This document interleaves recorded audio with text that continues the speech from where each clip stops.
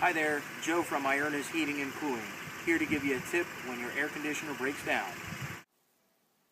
One of the most common problems is a clogged drain line.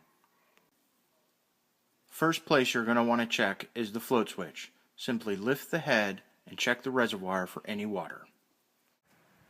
A simple wet-dry vac can solve the problem very easily. Pick the hose up and it fits right onto your drain line.